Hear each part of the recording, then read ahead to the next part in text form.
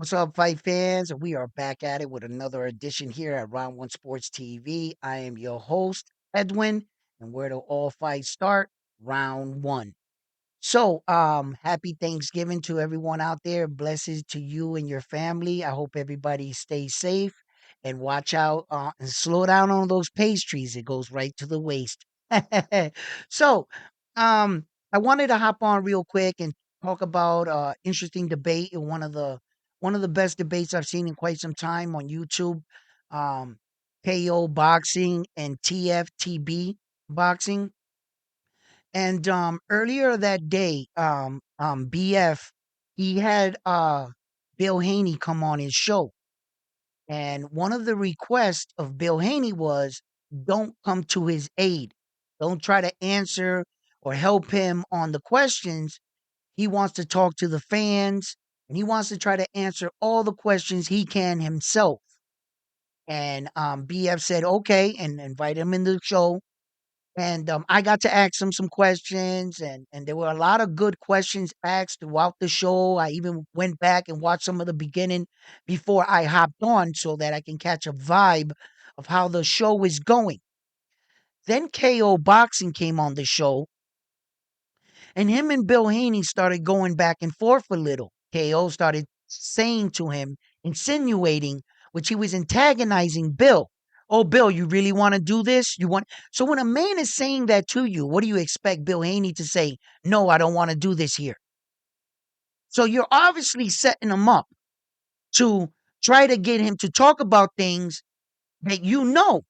Now, although Bill Haney is a boxing promoter, he's not a boxing historian. He's not a boxing reporter where that on a daily basis, every day, day in and day out, he's constantly talking about these fighters and he has it freshly in his head.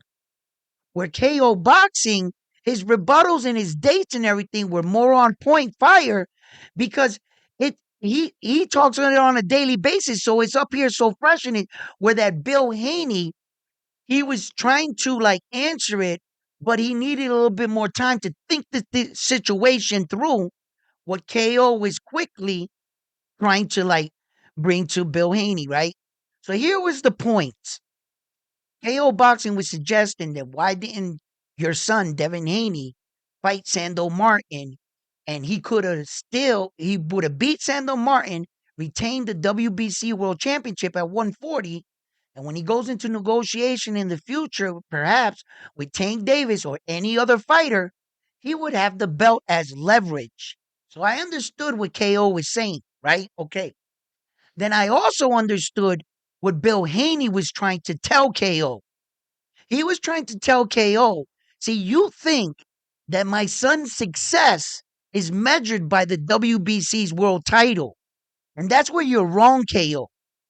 My son's success is measured by what he does in the ring. He's still Devin Haney.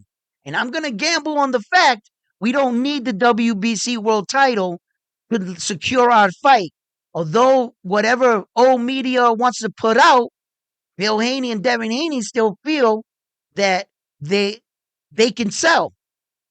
And then they're in a right position, right? So I understood Bill Haney's what he was trying to tell KO.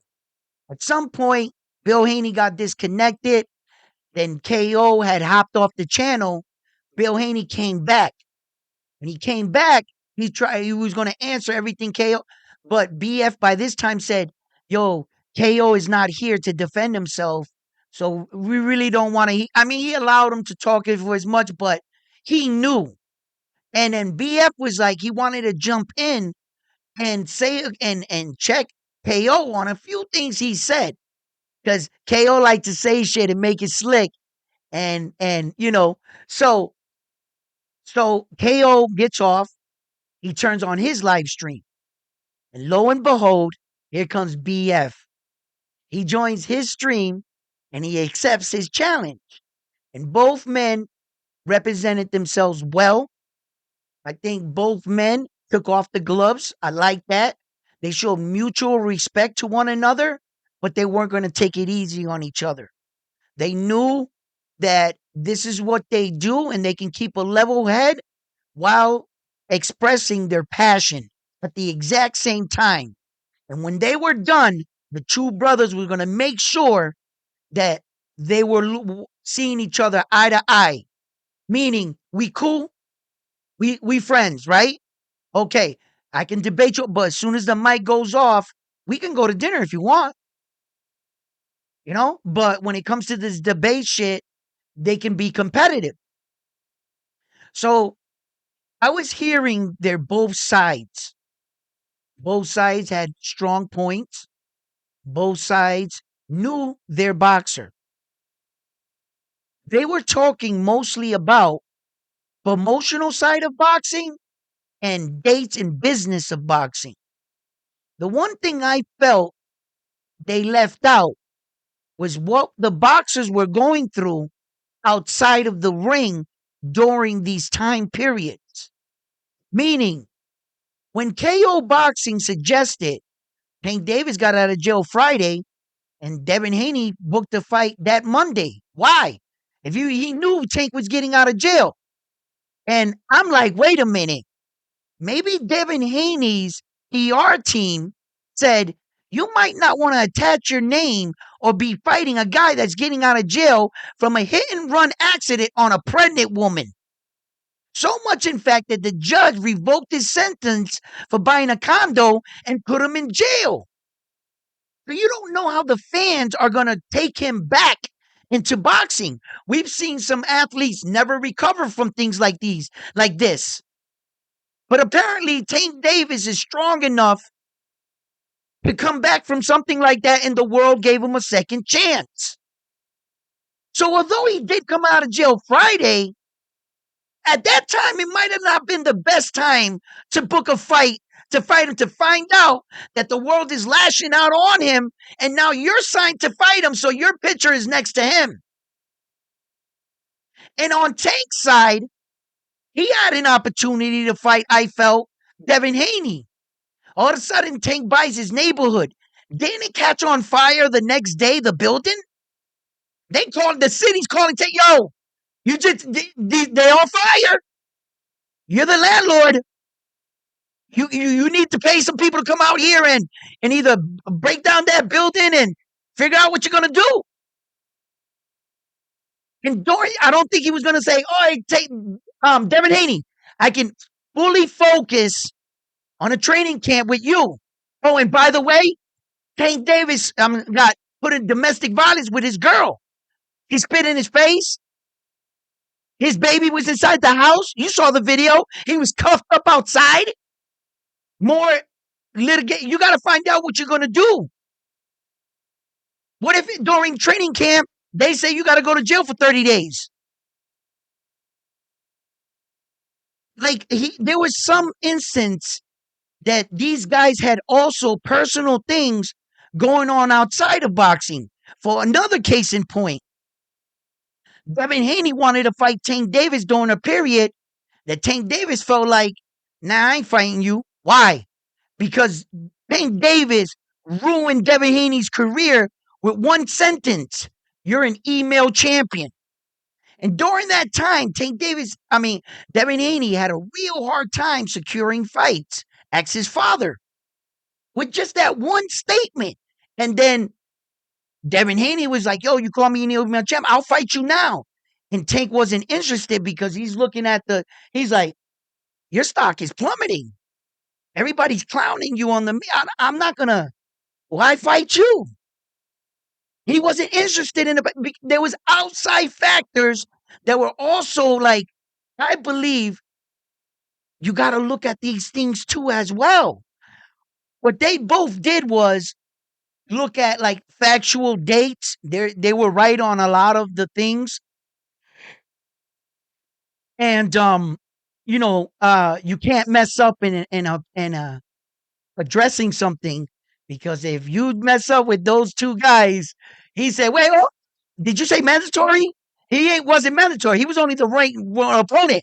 That's two different things. I was like, oh shit, like, come on, man. We're even going that road. Like, you can't let him slide on knowing that that's what he meant. Like, but nah, both men definitely knew their fighter. And it was a good debate.